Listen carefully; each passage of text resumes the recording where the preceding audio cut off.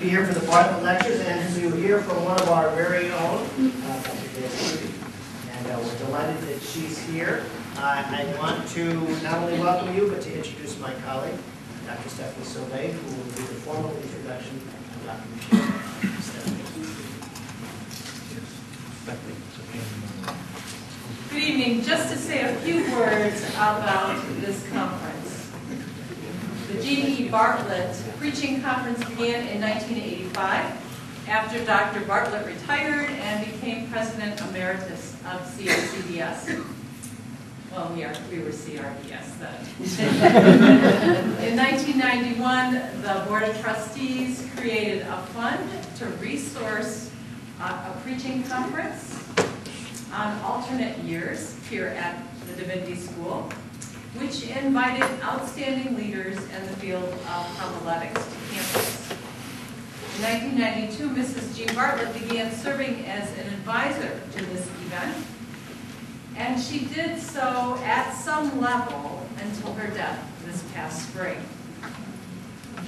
Mrs. Bartlett is probably missing the very first, for the very first time this evening. And so, those of us who knew Jean and loved Jean and were loved by Jean feel her spirit ever in this place. And so this is a very special night for us and a very special new beginning for this lectureship because we have to do it on our own without Mrs. Bartlett. The outstanding leader in the field of homiletics that we have invited to campus this year for the G.E. Bartlett Preaching Conference is our very own Professor Gail Ricciuti. She is our Associate Professor of Homiletics, a native of Longview, Washington. She earned her undergraduate degree at the University of Puget Sound and her Master's of Divinity at Princeton School of Theology. She holds an honorary doctorate of divinity from Hugo College. She co-authored 2 volumes of Birthings and Blessings, liberating worship services for inclusive churches, with a dear colleague and friend, Rose Mitchell, who is in the house tonight. Welcome, Rose. Gail is a frequent contributor to the lectionary homiletics and has written for Feasting on the Word and Feasting on the Gospel. Her current writing project, which she is co-authoring with an artist and the professor, or the head of the Department of Humanities at Roberts Wesleyan, Dr. Scott Bennett, who is also in the house, is about artists and what preachers can learn from them. And their working title is Artful Preachers Preaching Artists. What a joy to have one of our colleagues offer the lecture this evening. The one who always has the most outrageous ideas. The one who can't hardly wait to be called on and goes, ooh, ooh, ooh, until somebody calls on her. The professor who loves grammar. And some of you, I'm sure, have been treated to her lecture that she begins, all right, you maggots, and then tells you how to put paragraphs in order, and commas. She loves commas when they're in the right place. Dr. Ricciuti's lecture for this evening is We Live by Not Noticing, Reimagining the Text in a Disabled Culture. Won't you join with me in welcoming her to the pulpit?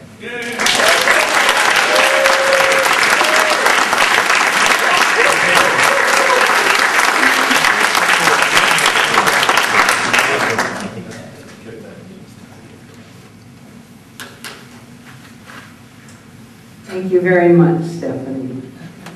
Does this mic need to be turned off? Down a little. Okay. Here comes the tech guy.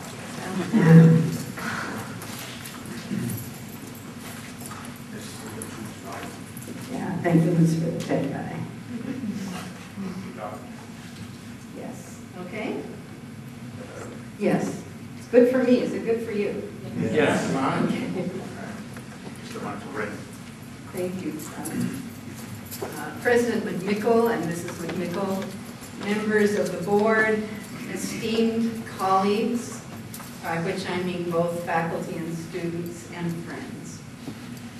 It is a deep honor for me to have been invited to deliver lectures that bear the Bartlett name. And so I'd like to begin with a very brief personal word of gratitude for two such extraordinary human beings. I remember Dr. Gene Bartlett as a gentleman with a brilliant, attentive mind. My admiration of his storied and just and humane conduct during the 1960s lockout flourishes to this day.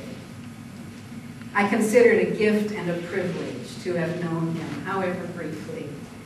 A man whose very being showed us what it means to be pastoral, prophetic, and learned. But it is Jeannie Bartlett to whom my thoughts are winging tonight.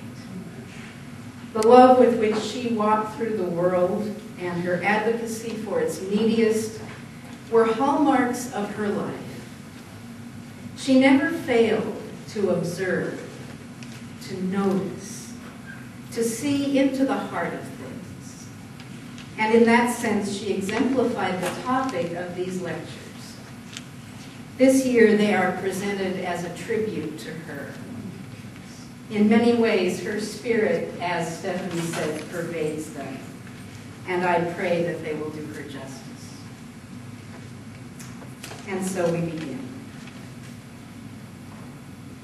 In her futuristic 1986 novel, The Handmaid's Tale, which has been called a fable of the near future, the legendary Canadian novelist Margaret Atwood put a troubling soliloquy into the mouth of her narrator of Fred, one of the handmaids assigned to bear children for the so-called commanders of the Republic of Gilead, formerly the United States. It seems so far off then when we first read it, but the setting is now, in many ways, so near that her words are newly alarming. In the world Atwood described, the far right-wing propaganda of the 20th century had done its work. Women as an entire gender group had gradually lost all rights. No longer could they hold bank accounts. Even reading books was now illegal. Reflecting on her previous way of life, and how such insidious changes could have crept up on them. Of Fred muses, is that how we lived then? But we lived as usual. Everyone does most of the time. Whatever is going on is as usual. Whatever, even this is as usual now. We lived as usual by ignoring. This week we have been pondering the subject of disability and the church's appropriate engagement with it. But in one sense, we are all disabled, with an impairment that should perhaps be of greatest concern to preachers and those who hear them. Our common 21st century disability is precisely the one to which Atwood's handmaid alluded those 30-plus years ago so prophetically. It is an often overlooked cultural handicap. We live by ignoring. Or perhaps to put it just a bit more accurately, we live by not noticing. While Fred rightly muses, ignoring isn't the same as ignorance. You have to work at it. Not noticing is more insidious. In spite of our overblown but mistaken self-assessment that we are adept at multitasking, in the attempt to do so, we're simply rendered oblivious. The phenomenon has begun to receive increasing attention in some sectors, But many of us who may even acknowledge its existence are still unaware of its workings in ourselves in daily life. The disability I have in mind is lack of attentiveness, or stated more direly, our culturally induced inability to pay attention. There are at least 4 good reasons for our attention deficit.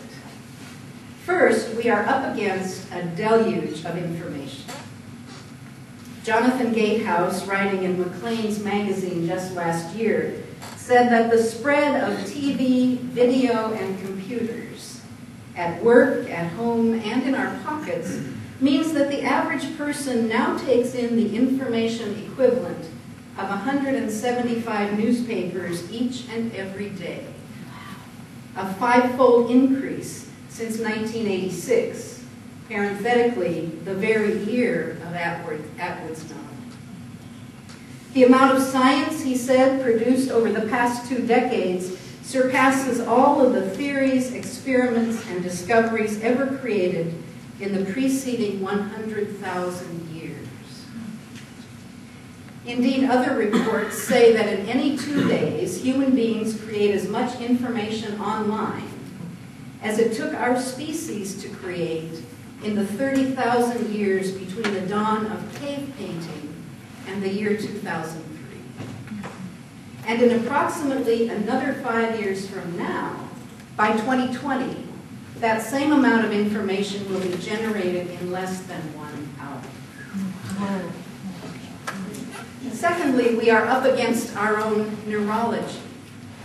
Gatehouse points to Daniel Levitin's recent book, The Organized Mind, Thinking Straight in the Age of Information Overload, saying that we are faced with an unprecedented amount of information to remember and objects to keep track of. Yet in this age of iPods and thumb drives, when your smartphone can record video, browse 200 million websites, and tell you how many calories are in that cranberry scone, most of us are still trying to keep track of things using the systems that were put in place in a pre-computerized era. Notably, we are trying to do that with our own ancient neurology. Since evolution hasn't kept pace, of course, with the information revolution.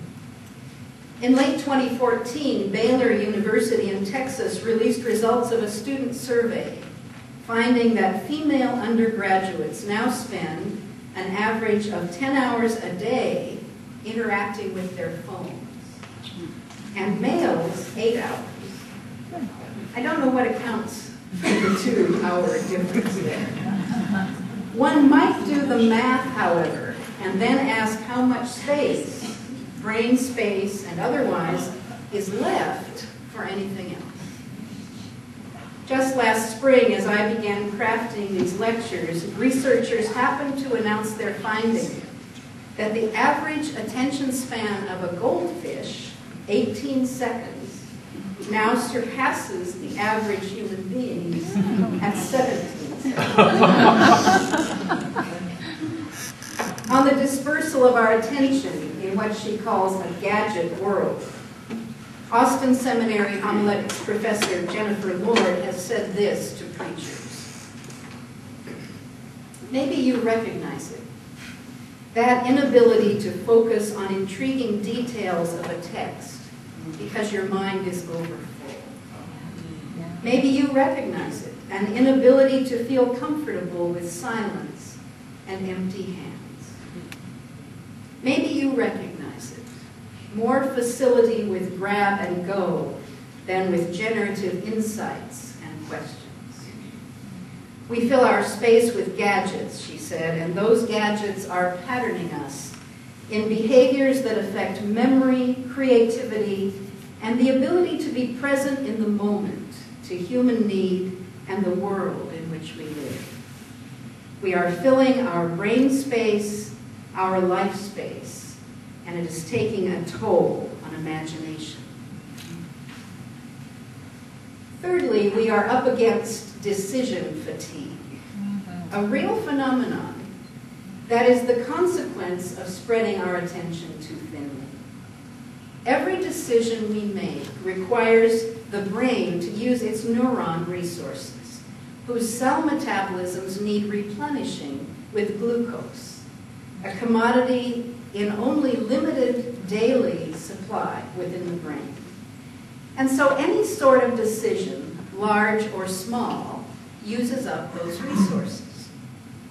The amount of choice we have in a place like a grocery store, for instance, can be overwhelming, especially when you know that back in 1976, the average supermarket stocked 9,000 different items. Today, its shelves are packed with well over 40,000. And so, later the same day, when you have some crucial decision to make at work or school, you've depleted your neural resources, just selecting a gluten-free cereal. Amen. Speed is a fourth part of the equation. We are up against a sprinting lifestyle.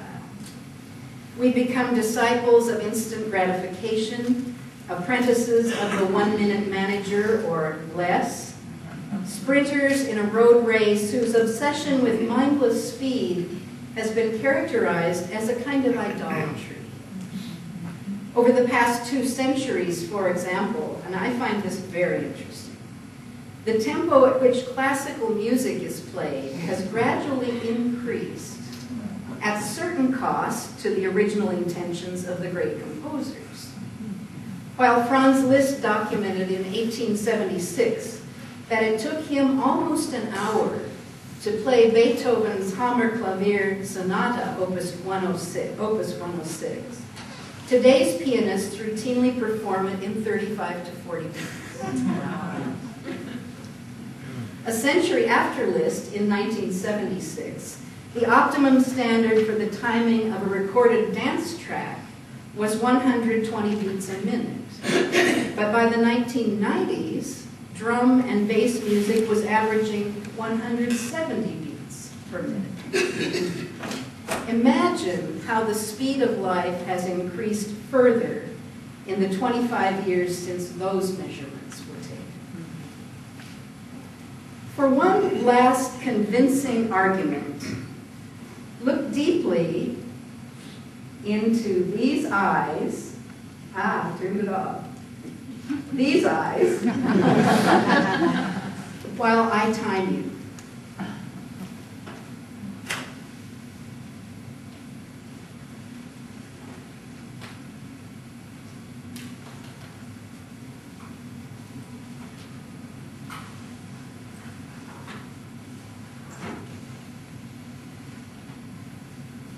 There. If you did not look away or zone out elsewhere in this 20-second silence, you have beat the goldfish. You might almost have risen to the gold standard of this creature. But I won't ask for a show of hands. In any case, what I've laid out is the cultural soup, so to speak, in which preachers are ourselves immersed. And these are the challenges we're up against in the pulpit. In the midst of the clamor, how shall we garner attention to the gospel? I propose that one way for preachers to counteract all this impairment, both in ourselves and in our hearers, is to return to the use of the arts, specifically the work of visual artists, in our hermeneutical and homiletical process. By this, I do not mean the practice of searching out pictures for PowerPoints with which to illustrate our sermons. Although such an approach can enhance a congregation's Sunday experience if it's done carefully and well. But I'm referring to something different and deeper. Something more integral even to the task of exegesis that precedes our preaching. Why bring artworks particularly into the interpretive process? Just as Paul Scott Wilson recommends using nursery rhymes to learn and make more clearly obvious a technique he applies to Scripture that he calls concerns of the text, the visual provides a way to get behind and underneath our assumptions about what we think it means and disarm our defenses against anything outside that box. The visual offers us a secondary naivete, a reviving of curiosity that, to my mind, is essential to the best preaching. What we are actually talking about is kenosis. Paul's good word to the Philippians about Jesus' descent into servanthood, his giving up of omniscience, omnipresence, and omnipotence. The paradox of our circumstance is that the cure for our treatment for our common cultural disability is a further giving up of our assumed competence. Kenosis, an emptying out, a disabling, if you will. We then come to the text with empty hands, allowing it to have its way with us, which can be a frightening prospect indeed. Be assured that later we should and will ask for help, for evaluative insight from other scholars and pilgrims who have devoted their labors to producing the commentaries and other academic resources that I'm in no way rejecting, but not before we have come naked to the naked text and have stood in the glare of its unfiltered light to see where it will touch us. A deluge of information, our own neurology, decision fatigue, a sprinting lifestyle. In the face of these obstacles, the witness of preachers should be an elemental trust in the power of the text to touch us indeed, in spite of everything. Taking as our mantra the words of the poet Mary Oliver, "When it's over, I want to say, all my life I was a bride married to amazement." Several years ago, I sent an earlier proposal for a book on preaching and the arts to 5 or 6 major denominational publishing houses. Across the board, the responses I received sported a common theme. In every case, the publisher's marketing department, which had been given sole prerogative for manuscript selection, replied to the effect, "Preaching in the arts? Oh, there's no market for that." In light of the fact that you have come to these lectures and have not yet nodded off, because I don't see one, and the fact that the junction of preaching and art seems to arouse intense interest in widely diverse groups of people, seekers and zealots alike, I was at the time mystified by this disinterest of the church publishing world in the subject. But I have had a subsequent revelation that, in fact, sadly enough, those marketers were right. In our culture, there is no market, so to speak, for what the confluences of theology and the arts, scripture and the arts, preaching and the arts offer us. And that refers us back to what I've called our common disability. Because of that disability, there is indeed no market for stilling the monkey mind and gazing lizard-like. A phrase that early observers used to characterize Cézanne's practice when he painted sur le motif, out in nature, often at the rate of perhaps only a single brush stroke an hour. About Cézanne's canvases, the poet Rainer Maria Rilke wrote, "For a long time, nothing. And suddenly, one has the right eyes." The marketing departments were right, almost in spite of themselves, at a level deeper than mere projected volume of sales.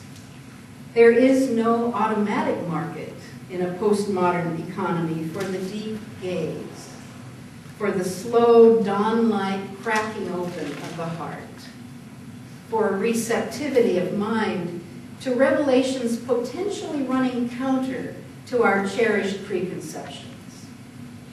We are all disabled, handicapped from birth by being implicated in the digitally flooded, attention span killing praxis of our culture.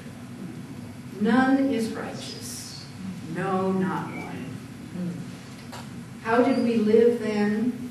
We lived by not noticing.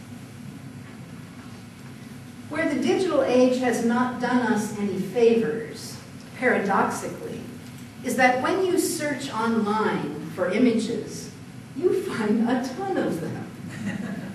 Some are high quality.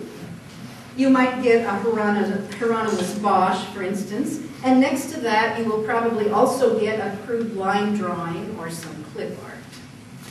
But they pop up without distinction. And so the tacit visual message is that they are on an equal plane with each other. This is the environment in which we are all swimming like that proverbial goldfish. And this is why we fail to discern. Our discernment apparatus sits rusting in the utility closet, but digital technology is not in the discernment business. Every image is represented as equal to every other, and we are flooded with them. As an experiment, just Google images of Jesus and take a look. This is a sample.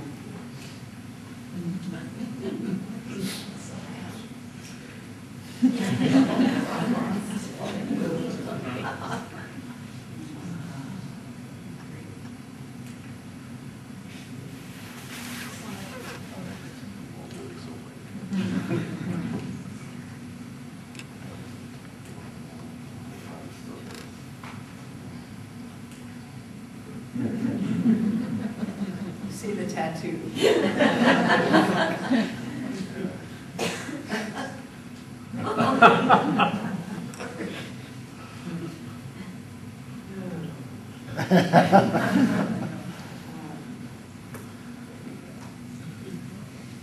All, it is implied to the indiscriminate eye, are of equal weight. Ned Ludd was one of a group of early 19th century English workmen who in 1811 destroyed labor-saving machinery as a protest.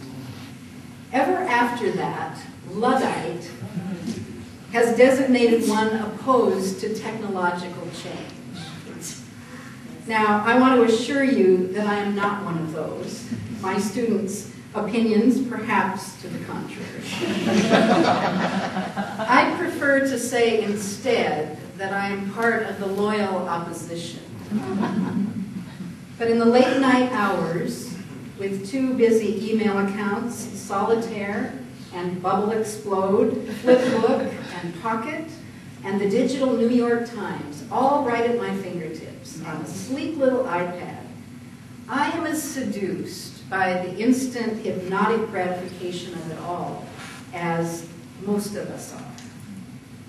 And yet I propose that opening the possibility of Cézanne's lizard-like gaze is the primary vocation of the preacher. To lead hearers paradoxically to a place where suddenly the right eyes. Even so, you might be asking a crucial question. In a world marked by abject suffering, where whole populations of children are growing up or not growing up, under conditions of global famine and drought and homelessness, or warfare and genocide, when there are homeless and hungry on our own street corners, when violence insinuates itself into our daily lives, even to church sanctuaries and elementary schools, and most recently and tragically, even community colleges. When families are broken or jobless, name any of the ills and desperations crying out around us, then why pay attention to the arts or focus on aesthetic concerns, seemingly such little luxuries in a starving and suffering global milieu? What difference can it make, can one preacher make, by merely paying attention? What implications can that possibly have for being present in the moment to human need and the world in which we live, when every preacher must also constantly juggle a daily barrage of things like poverty and racial violence in the neighborhood, committee strife in our congregations, and the slow bleeding away of congregants who are aging out, dying off, leaving church, or never darkening its doors in the first place? If the body suffers, does the heart have any business desiring melody, or the eye longing for color?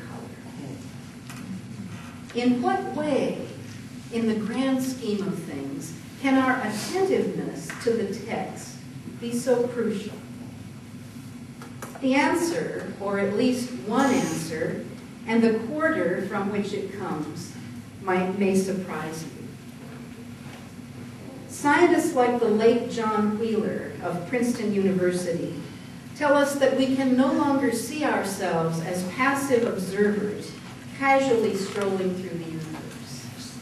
That the act of being conscious in creation is an act of creation itself. Now, what would a physicist mean by that? Put simply, Wheeler's case was that it is our observation of the world around us that changes that world. It's a scientific fact that when we look at the stuff of which our world is made, tiny quantum particles like electrons, for example, the very act of our watching an electron changes the way it behaves in our presence. In addition, the longer we look, the more it changes. This phenomenon was documented by scientists at Israel's Weizmann Institute of Science in 1998, who noted, and I quote, that the greater the amount of watching, the greater the observer's influence on what actually takes place, end quote. So John Wheeler and his compatriots suggested that we not only play a role in the creation of our everyday world, but we play the prime role in what he called a participatory universe. He said that we can no longer think of ourselves merely as onlookers who have no effect on the world around us, because it is impossible simply to watch. The old word observer needs to be replaced, he suggested, with participator. Do you hear the implication of Wheeler's understanding? The difference between this participation and the work of conventional artists as we had formerly understood it is that we are the canvas as well as the images upon the canvas. We are the tools as well as the artists using the tools. To my mind, Wheeler's thesis raises intriguing questions. For instance, is it possible that a play on stage is made different with an audience watching than it would be in an empty theater? Actors would say yes. Is it possible that world events are created or amended when we do something so passive, quote unquote, as watching or monitoring? Peace activists and environmentalists would say yes. Is it possible that children's learning, play, education, and performance is qualitatively transformed and co-created when we do so little as pay attention to it. Your children's observable experience, whether or not they can conceptualize or verbalize it in such sophisticated terms, would say yes. In the face of all this, what to do then with our preaching? If, as we have heard it intimated this week, disability is not something simply to be overcome, a triumphalist model that makes us masters instead of students, but is rightly honored and engaged with respectful strength rather than the kid gloves of timidity, and with openness to what being disabled or differently abled might have to teach our so-called able parts, then how shall we bring these approaches to bear upon the cultural handicap to which I have referred? The best answers may have to do with practices that foster a new quality of attentiveness to the text, and with incorporation of the visual arts at the preparatory stages of our preaching. Richard R. Niebuhr understands the enormous import of seeing. I believe the great responsibility we all have on this green earth, he wrote, is the responsibility of seeing, which is the same as the responsibility of imagining. Our eyes and all our senses are like pieces of paper which have been folded over many times. This is the result of our habits. Our habits, which should be only temporary dwellings, like the tents of nomads, we allow to become the permanent houses in which we are shut up. Our habits become our habitations. To make our vision clear, he says, means to unwrap the habits of our imaginations that enfold our minds and heart and keep out the light of the world. Seeing and imagining in order to become generous and open rather than prisoners of the familiar is a religious task. Seeing and imagining is a religious task. Our habits become our habitations. The habits of the preaching mind become, for good or ill, the place where we live, where we feel at home. And so it is that attending to what our habitual practice will be is tantamount to a religious task. What might the best of those habits include? For some time now, there has been a worldwide movement afoot whose goal is the gentle cure of our addiction to speed. The movement is legion with roots in many countries, such permutations as slow food and slow cities, originating in Italy, slow life in Japan, Holland, Denmark, slow schooling in, of all places, the USA, with other slow movements focused on medicine, leisure, and even speed awareness programs for over-caffeinated drivers. While, as previously noted, today's standard musical performance has gone up-tempo, the slow movement in general seeks a quality of life lived at what musicians call tempo giusto, the right speed.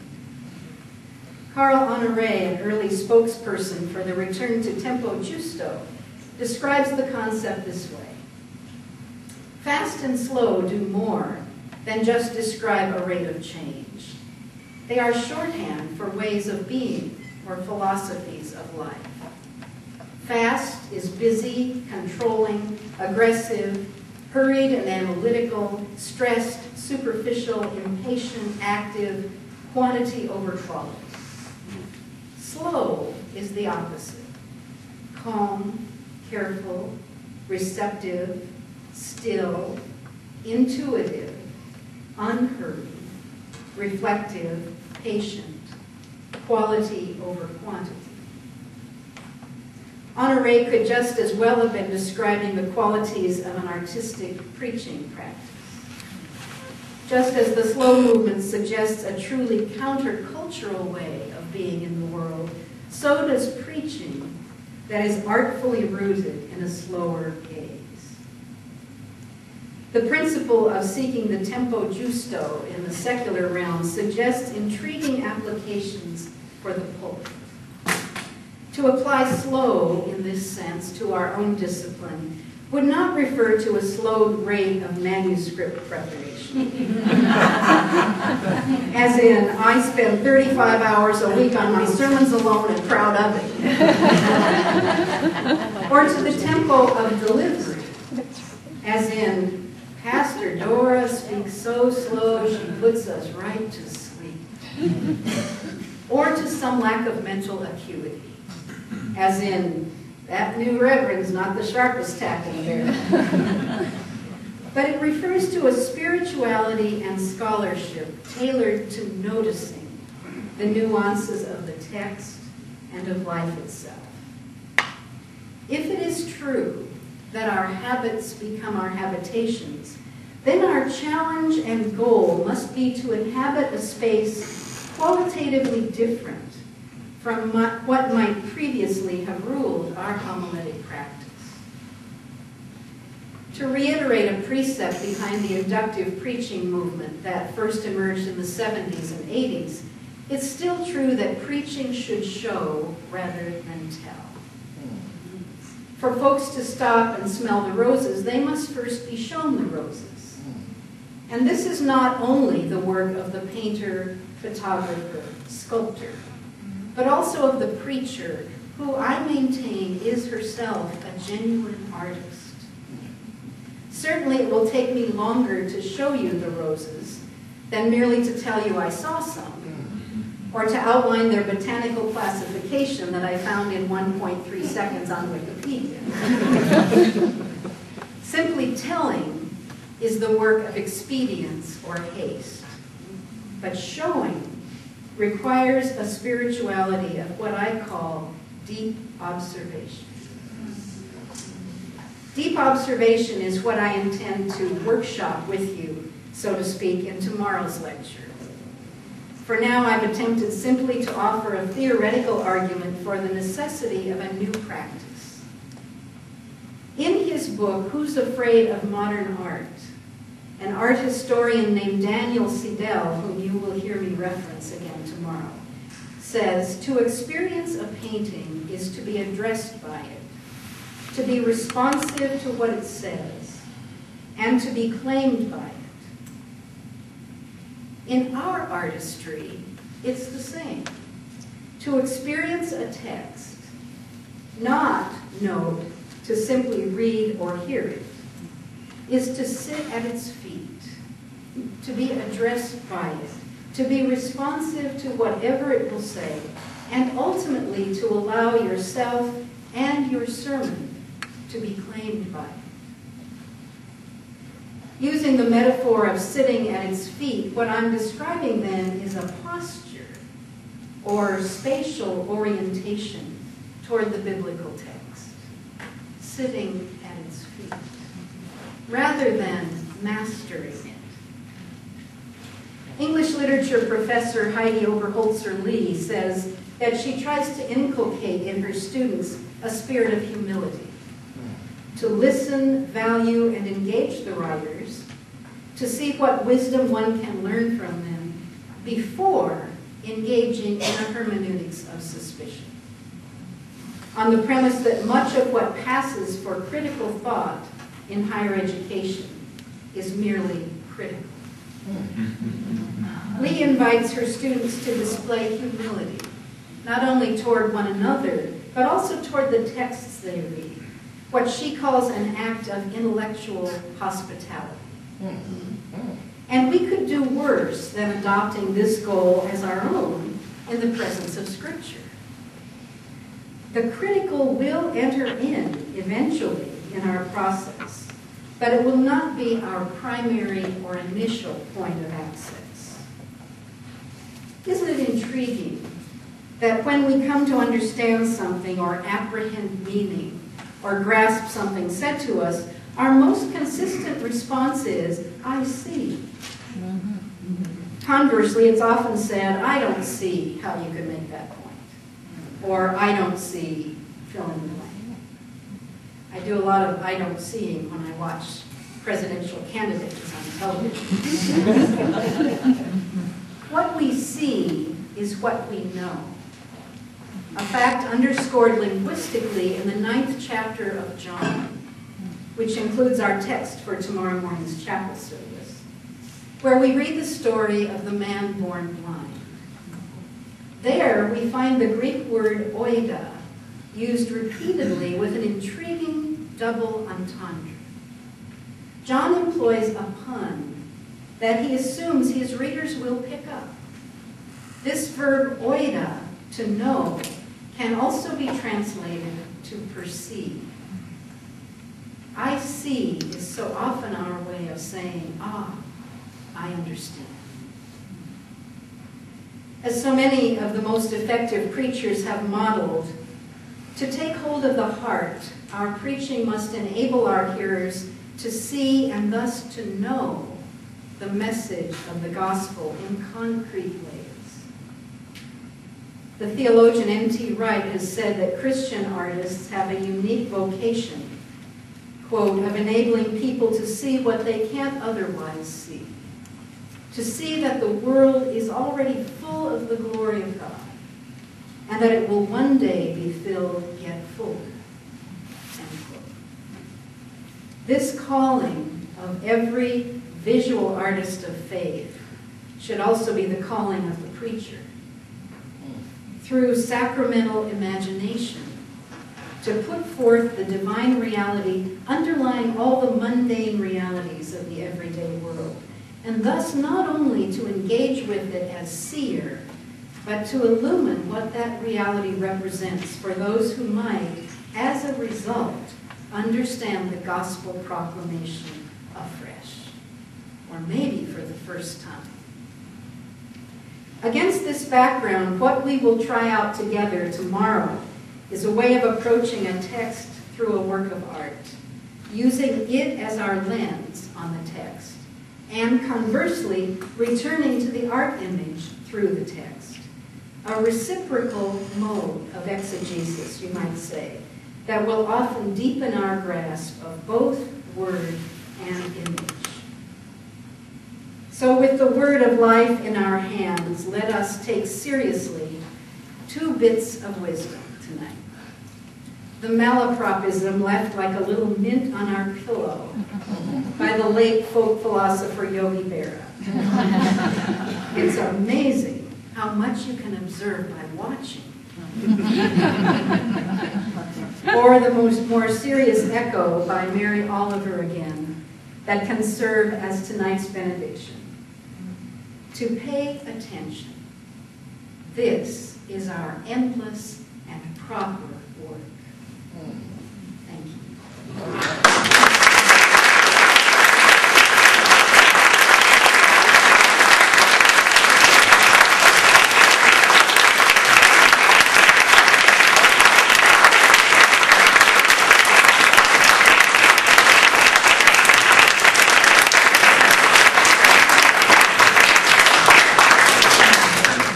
Thank you, Dr. Ricciuti. We have time for questions, and since we don't need a microphone here because it's a very acoustically-friendly room, if you just raise your hand, Dr. Ricciuti will call on you and ask you a question. I'm taking a seat to preserve what's left of the day.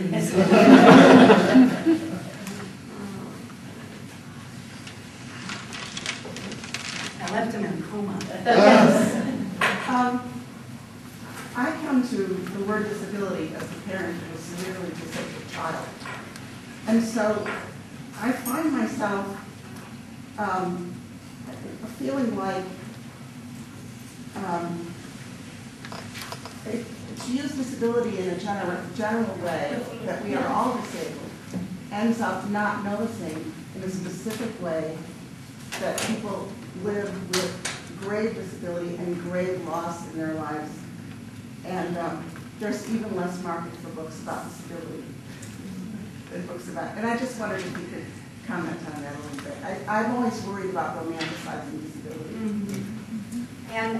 And that's something I don't want to do. And actually, I'm very grateful that you raised that issue because it had occurred to me. How will this come across to those who work with physical or emotional or mental disability imminently, in their own lives and their families? And I don't at all mean to take away the gravity of that challenge. And I hear you about the disinterest in publishing. But my goal is to say to folks, let's not, the rest of us who might assume ourselves to be able, miss the fact that there are forms of, let's say, less than ablement that we all carry around and that this culture contributes to. So that it's not that we have nothing to work on ourselves. So I'm very grateful that you've raised that issue, and it's one that we should all take to heart and treat respectfully. Lawrence. Bishop. Sister Shepherd. Shepherd or Shepherd. I was listening to you and front of my back in July. Brenda and I were in Michigan for a family reunion. In Frankenmuth, a small town, where one of my cousins lives, and he's a member of a Lutheran church. So when we have our family reunions, we usually worship, in the tradition of which the host does. And so we're in this service, and they welcomed us, and we had a special family section. And the preacher painted with words such strong images. And he used PowerPoint, pictures and all of that. And I found out after the service, because after the service they had communion, and I thought we'd get a chance to greet the preacher, but we didn't. I found out he was blind.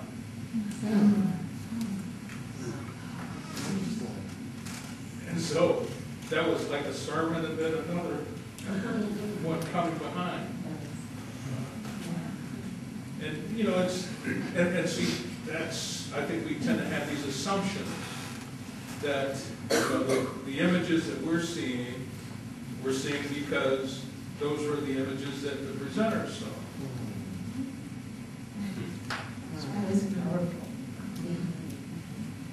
Yeah. To see doesn't connote only using your eyes. Yes. Yeah. But to perceive is a deeper. Yes. That is powerful. More power to it. I wish I could have been there.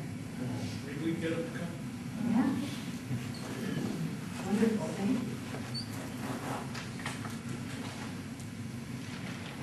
Yes.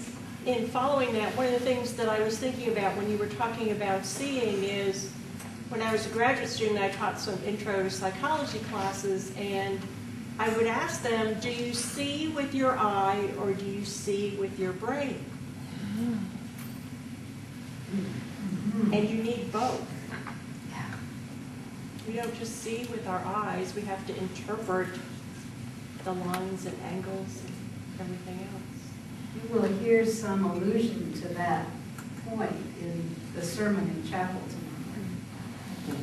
That's an excellent point. It takes more than eyes. Eric. I hope this isn't off track, but I wrote, you were talking about the ills of society and why I pay attention to the arts, and it's amazing how the church is now standing for the arts and what the church will have to do with ISIS and Al-Qaeda tearing down, all the beautiful artifacts of pre-modern history. And what will the church have to do to not be passive observers during this time? I find that to be amazing.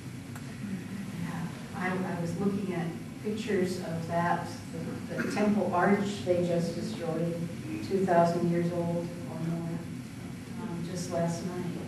It breaks my heart, and I'm sure all of our hearts, that these artifacts that are so much more than that are being destroyed. So the church needs to speak out, not only for justice in the situation and all of the things that go with that issue, but on behalf of the gift of art to this world. And it's not just something disposable or light. There's where the church needs to take a closer look.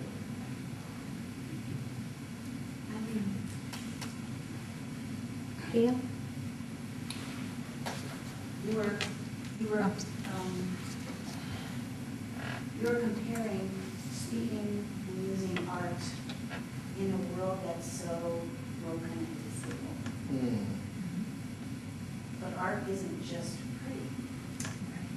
Art can have a really strong message to a disabled world, especially if it's good art. So it isn't necessarily a contrast. It can be a doorway, a window in. Absolutely. To allow us to sort of wrestle both of those things. Picasso's work, World War II work, title was to see something. Guernica, thank you. It came to mind visually when you were saying that the power isn't, and I don't ever mean to say it's only in prettiness. Oh, I know. Yeah. But that's a wonderful point. I saw Amy back here. Well, it's kind of playing off of Eileen. In a way, you started sort of down the pathway of setting up a dichotomy about how can we talk about art when we're struggling so with injustice and pain and destruction. As a preacher, now these 30 years, I've discovered that in order to be able to really embrace the depth of our life experience, I am greatly helped by being energized by art. And that opens up parts of me that then give me energy and courage and new insight about justice and pain and suffering and beauty in the midst of all of that. So as you were lecturing, I was walking through several museums I have known and loved in all the places that I've lived. Yeah. And they have been essential to my preaching, though they have never been in a sermon. Mm-hmm. But they have been essential to my preaching. They're a spiritual discipline. Yeah. And my preaching is very different when I am not allowing myself to be confronted by the visual art. Very different. I would say the same about music, that I have to be engaged, my senses have to be engaged by something other than my iPad in order for my preaching to be energized and courageous. I'd like to cross-stitch that statement. Thank you. Thanks, Dr. Ricciuti. I was just thinking about a few things. You know, a lot of times we hear on commercials and things, get connected, you know, and we are so connected to so many things outside ourselves. And maybe there's some kind of illusion that somehow we're more connected than we ever thought we were, when really a person can become so disconnected from themselves and from each other, face-to-face kind of thing. And I think it's really interesting you were talking about how people are creating these now like slow classrooms and slow learning. And I wonder if there's some connection or a kind of quiet revolution going on with people who kind of are engaged now in mindfulness. So you just see an explosion of mindfulness seminars. I'm involved with a 31-day mindfulness challenge right now. So it's very intentional, you know, that people are just so feeling so maybe disconnected in reality. So just yeah, it's a turning view here. Ooh, there's a lot. Okay, I'll start with Patty and go up that way. I appreciate your notice of, you're talking about slowing down to notice the beauty and to take the time to see things. And that slow pace is something that people who live with disabilities should show us, because they do have to take that time. And all we gotta think is the gift that many people with disabilities, one of the gifts that people with disabilities share, is that slow pace. Help people slow down, walk alongside. yeah. I have noticed with an increasingly bad knee that I can't walk at the pace I used to walk, and the other side of that is I get more thinking done between even my car and my office. I think you're very right about that. Thank you. There was a hand. Mike. What I hear you saying is that you've provided a new approach to what we as preachers bring to the text, bring to our approach to the text, and therefore something that we're inviting our congregations into. So you're sort of providing a slightly countercultural approach to preaching within what is becoming an overly speedy, overwhelming society. How would you respond to the fact that for many there's a disconnect between how society has progressed and how the church has progressed? In other words, we are trying to provide something countercultural within a context that many people already feel is countercultural from the rest of society. I mean, there aren't a lot of people who will say the church has progressed too quickly. So I'm just wondering, are we running the risk of trying to provide a countercultural approach to something that's already incredibly countercultural and missing that connection between the church and the world? I guess I've been coming at it from the viewpoint that while the church is, you know, the old joke about the hymn, like a mighty tortoise, marches the church of God, brothers, we are treading where we've always trod. Yeah, so I hear you on that, but I'm coming at it from the viewpoint that everyone sitting in our slow-moving church is also out there in a fast-moving society, and probably the minute they leave the sanctuary is turning on their cell phones or whatever. Right. So that's very interesting to point out that our folks have their feet in both places. And what's countercultural in one may not be so much in the other. That's really interesting. I'd like to have some more discussion on that. I saw 3 up in the back, so I'll start with Marcia. I was thinking from the artist's point of view, when you're showing a painting to the congregation, I was thinking as the artist, they start with this nebulous, almost nothing, and it has to be refined and refined and refined, or like Cézanne with that one brush stroke in a day or an hour. It made me think of the exegetical process being that same thing. You start with this big thing that you need to define. This is the comment. This is the vision. But it's important to remember that from the artist, that Cézanne you're looking at when you're seeing it didn't happen in a day. It happened over months and months. And you'll see, if you're able to be here tomorrow, you'll see what I'm suggesting as a tool for a preacher that may not always show up in the sermon preached, I mean visually, that may not be always used in the sanctuary. And I very seldom actually have, almost never have used PowerPoints while preaching, but I have done my work with a work of art often as part of my preparation, and it influences the ways I describe and the ways I preach. So, yeah, I think maybe for many of our churches, it might be a good thing to start slow, to start perhaps with an adult ed segment on how does one look at a painting and what's in there.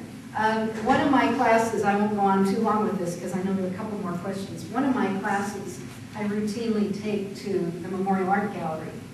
And the docent there, Susan, no, I lost her last name, is a graduate of Colgate-Rochester and works with classes of medical students from the U of R who are brought there, and she works with one painting.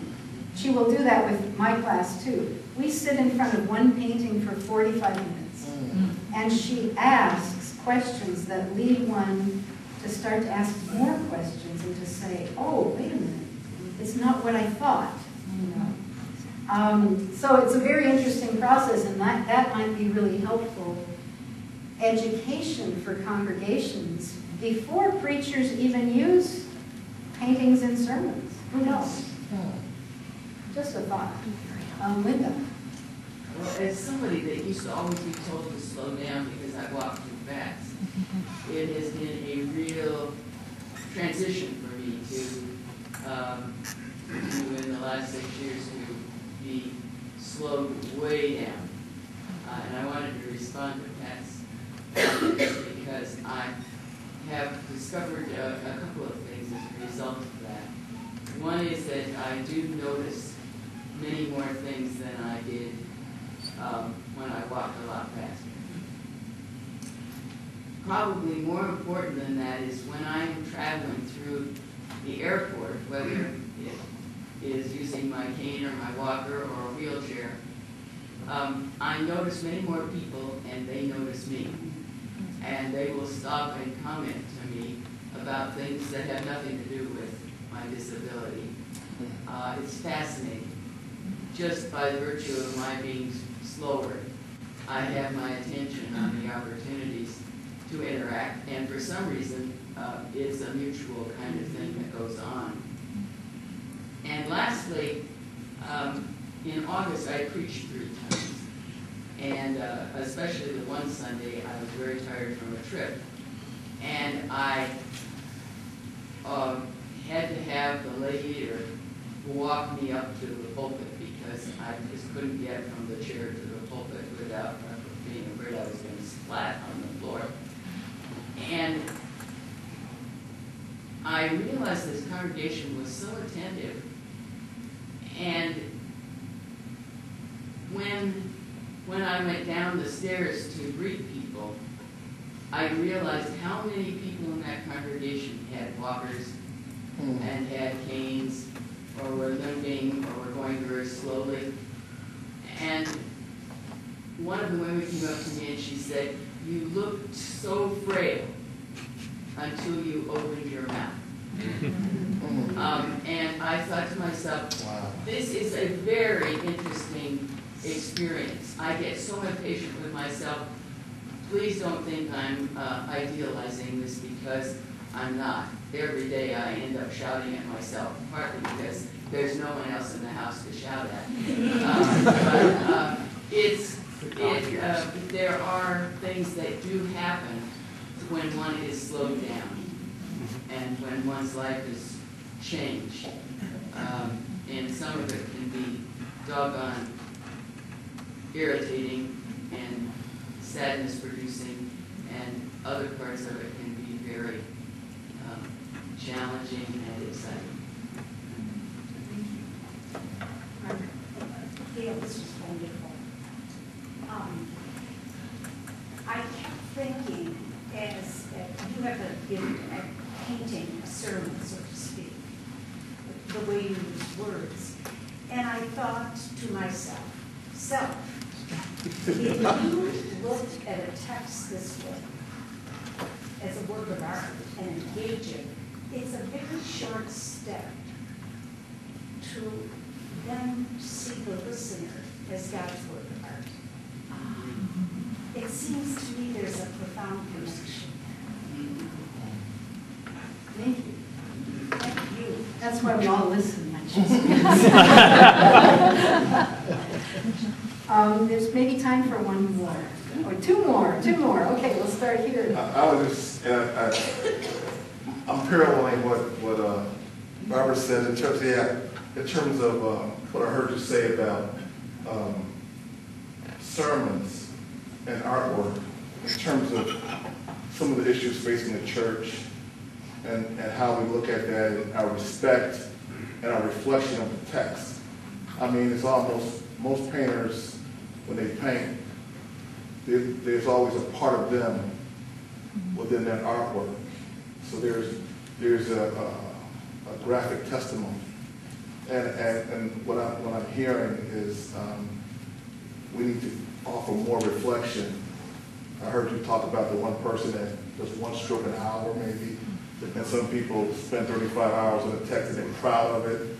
But I think that goes to say that if you know, being serious about our text, being serious about what we see, being serious about what we bring to the human condition, which is our congregation, we're going to spend that time, whatever is available, to actually get into the text personally.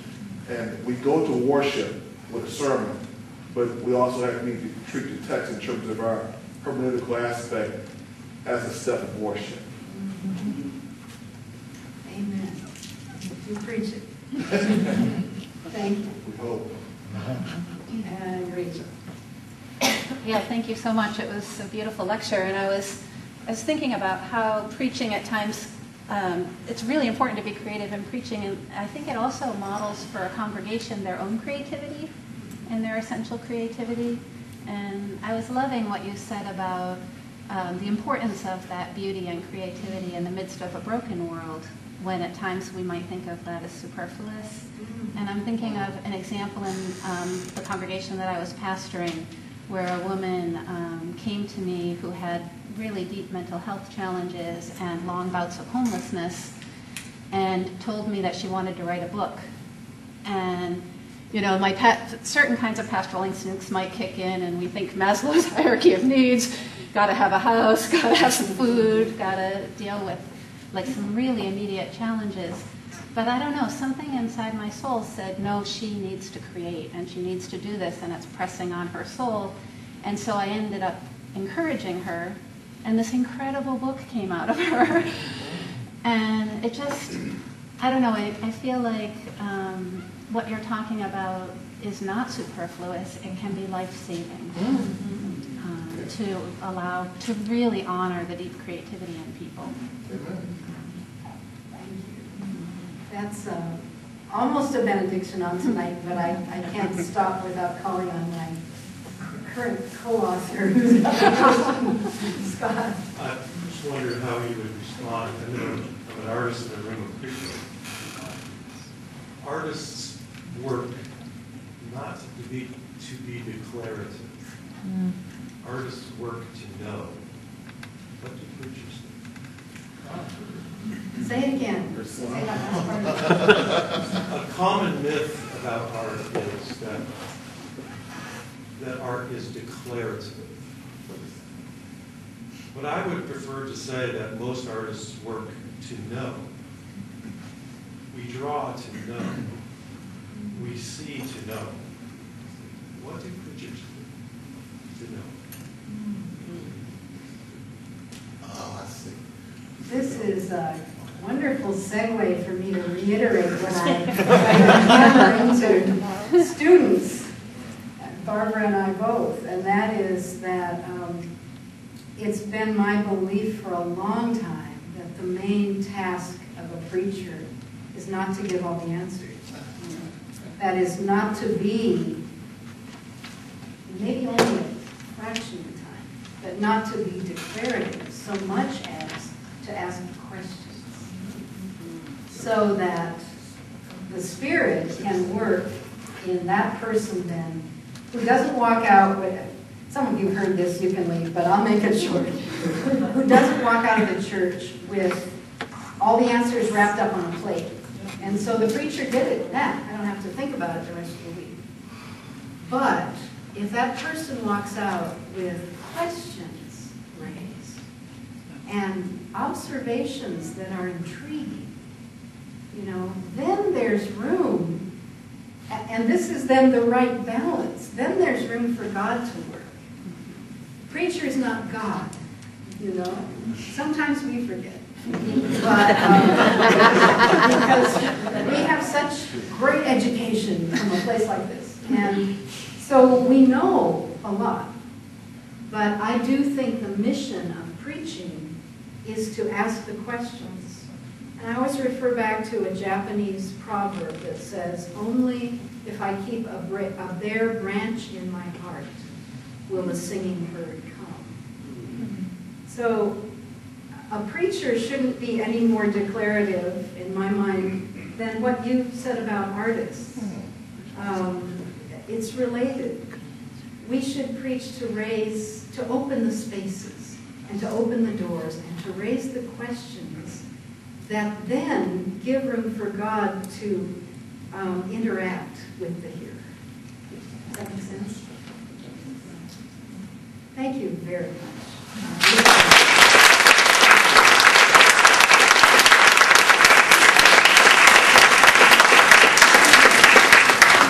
Dr. Ricciuti has whetted our appetite for tomorrow. We're so fortunate we have two more opportunities tomorrow. The first one beginning at 10:30 in the chapel, where we will have our Bartlett chapel service. That's followed by a lunch at noon in the refectory. And then the second part of the Bartlett lectureship at 1:30 back here in this room 117.